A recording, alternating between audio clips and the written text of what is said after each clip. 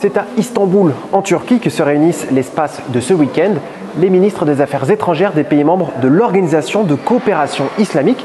Et on peut dire que le programme est on ne peut plus chargé. En temps normal, ces derniers mois et ces dernières années, c'est la situation en Palestine, et plus particulièrement à Gaza, qui cristallisait les débats de cette organisation. Mais depuis le 13 juin et le début des bombardements d'Israël contre l'Iran, c'est cette actualité qui est sur toutes les lèvres. Le chef de la diplomatie iranienne a fait le déplacement en Turquie pour plaider la cause de son pays.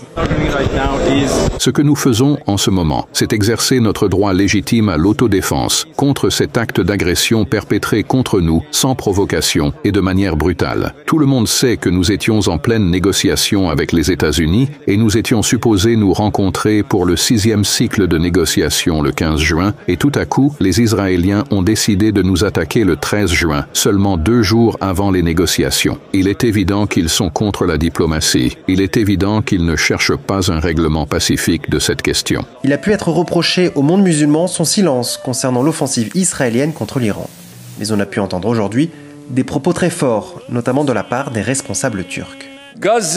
Les attaques d'Israël contre Gaza, le Liban, le Yémen, la Syrie et plus récemment l'Iran peuvent être considérées comme des actes de banditisme. Les mesures prises par l'Iran en vue de se défendre afin de protéger son peuple contre le terrorisme israélien sont parfaitement naturelles, légitimes et légales. Nous comprenons parfaitement ce que Netanyahou tente de faire. Israël pense pouvoir assurer sa sécurité en plongeant la région dans le feu, le conflit, le chaos et les larmes. Il poursuit une illusion totale. Israël ne peut pas assurer sa propre sécurité en menaçant celle de ses voisins. L'Organisation de coopération islamique a même convoqué, à la demande de l'Iran, une réunion spéciale à laquelle ont été conviés tous les participants.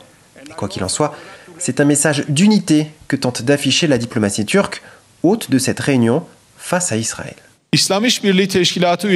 Nous croyons que les membres de l'Organisation de la coopération islamique doivent agir ensemble contre les actions d'Israël et faire preuve d'une réelle solidarité avec l'Iran. On l'a bien compris, à l'issue de cette première journée de ce sommet, les inquiétants développements autour de la situation entre l'Iran et Israël auront monopolisé les discussions. Une actualité dont les participants à cette réunion se seraient bien passés.